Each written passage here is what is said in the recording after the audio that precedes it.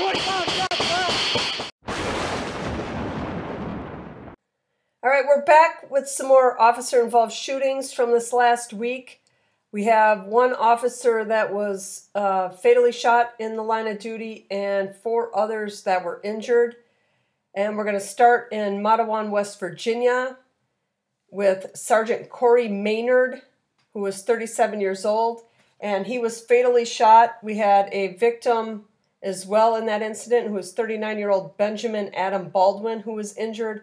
And our suspect, Timothy Kennedy, he's 29 years old. He was unharmed and arrested.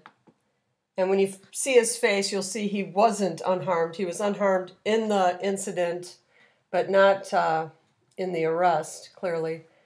So what do we got? Timothy Kennedy, the suspect in a shooting that killed a West Virginia State Police trooper and injured another person in Matewan area of Mingo County, is in custody late Friday night. A West Virginia State Police trooper was fatally shot Friday afternoon in what appears to be an ambush-type situation in the Beach Creek area.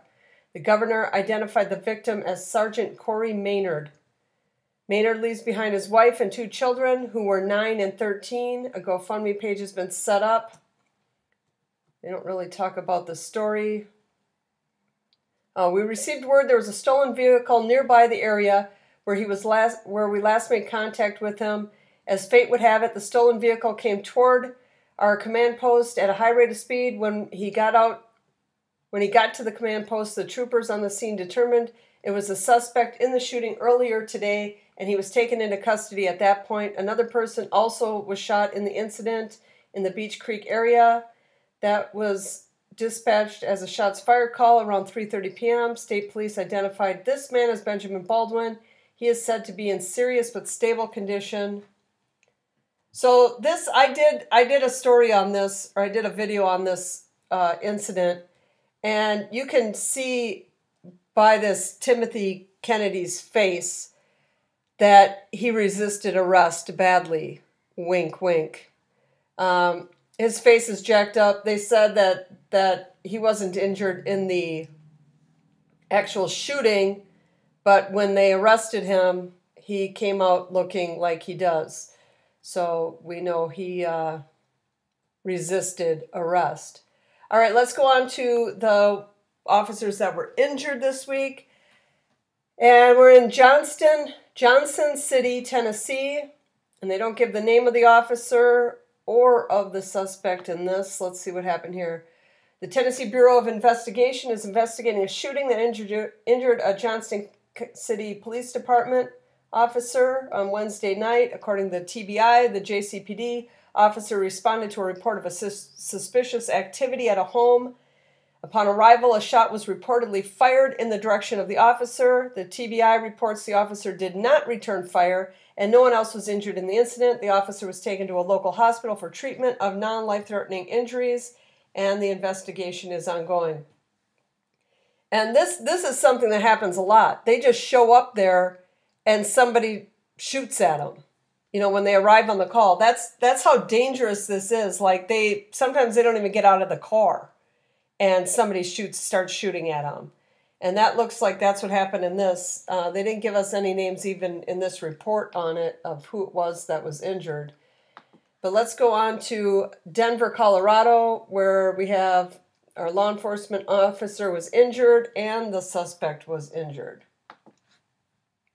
A Denver police officer and a suspect both were shot and wounded during an exchange of gunfire Wednesday evening following the shooting of another officer who returned fire and killed the man police say attacked him earlier in the day.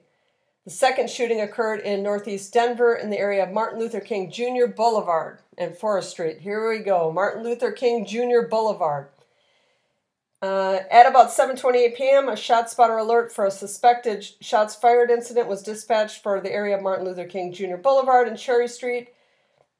2 officers responded to the scene. About 2 minutes later, a person matching the suspect description was found at 7:33 p.m. and fled on a scooter while police pursued in the patrol vehicle. The pursuit later became a foot chase, ending at Martin Luther King Boulevard and Forest Street. A confrontation occurred between the suspect and one of the officers, and gunfire was exchanged. The officer was shot in the chest, and his ballistic armor absorbed the shot. Both the suspect and officer were transported to the hospital, where the officer was in good condition and the suspect in critical condition. On Thursday, a police spokeswoman said that the suspect was hospitalized in critical condition and the officer was treated and released. So this one turned out good for the guy because he was shot in the vest, which probably saved his life. And the exchange of gunfire, it didn't kill the guy who was shot at him, but he critically injured him. And this is what happens a lot when they're chasing these guys. You know, if the guy has a gun, they always seem to just turn and start firing, and it never ends well for the suspect. So I don't know why they keep doing this and thinking it's a smart thing to do, but they do it. This happens all the time. They get in a chase, they pull out a gun, they start shooting, and they end up, getting hurt. If they focus their time on running away, maybe they'd actually escape instead of stopping to fire a gun. And this is a second one in Denver. This one happened earlier in the day to the one that we just read.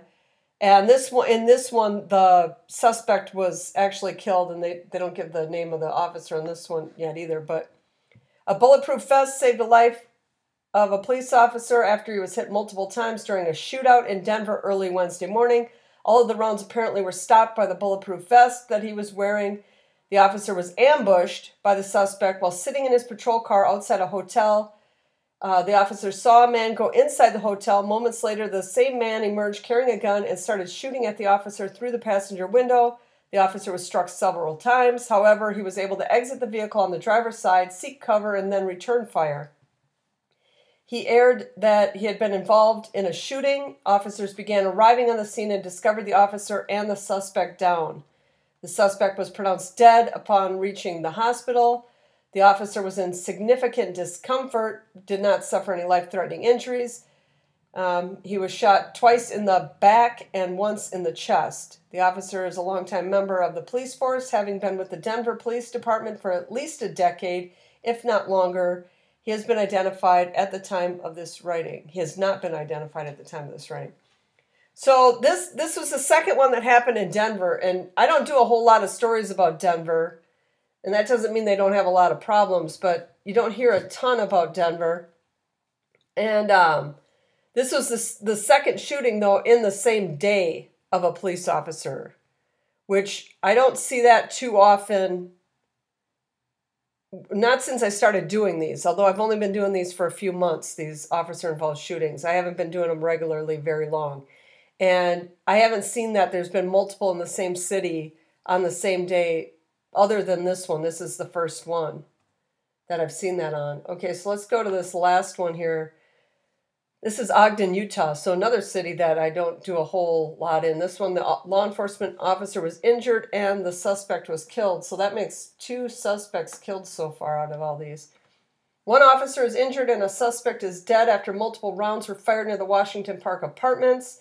Police said one officer responded to a report of a protective order violation and located a male suspect who was armed with a gun on Washington Boulevard.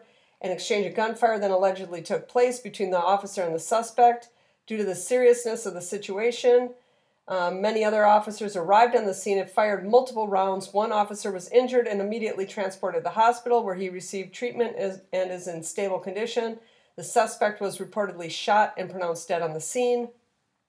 Ogden Police Chief Debbie Suby described the situation as highly chaotic and rapidly evolving, leading to the involvement of multiple officers discharging firearms during the incident.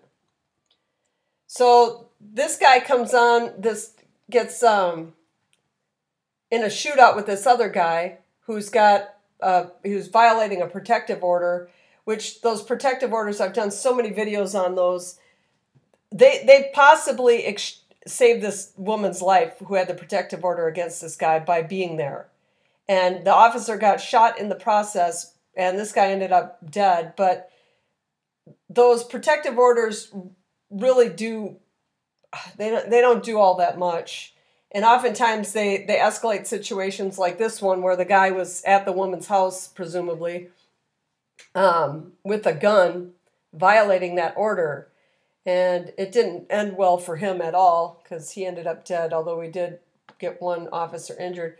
So far this year, 25 officers have died in the line of duty by gunfire, 2 of which were officers that took their own life. So 23 that died at the hands of a suspect, and 170 have been injured. And in the reverse, if you look at it, at the officer-involved incidents, 620 suspects have been killed in the presence of an officer. Now, that doesn't mean the officer shot all 620. It means they were killed in the presence of an officer. A lot of them take their own lives. Some of them are shot by somebody else on the scene. And I never went through to check to see how many of them are ones where they take their own lives, but that's a large percentage of them where they don't want to get arrested, so they just shoot themselves. And suspects that are injured, there have been 374 that have been injured by the police during the arrest, either injured, again, trying to take their own life, or by somebody else at the scene, or by the police officer. So at least the numbers are significantly higher of the suspects getting, killed or injured than the police officers being killed or injured. But typically, one officer at least, 1.5, if you're going to use a percentage, 2 every, what would it be, 4 every 3 days or something like that, are injured or killed by gunfire in the line of duty. Anyway, that's all the stories that I had this week. This actually, as sad as it sounds, there were 5 injured this week since the last time I did one of these videos. 1 was killed and 4 were injured. And that's actually a low number for a week, as sad as that sounds, having only 5. Normally it'd be up 7, 8, or maybe even more. So that's somewhat of a positive in this not so positive situation. Anyway, thanks for watching.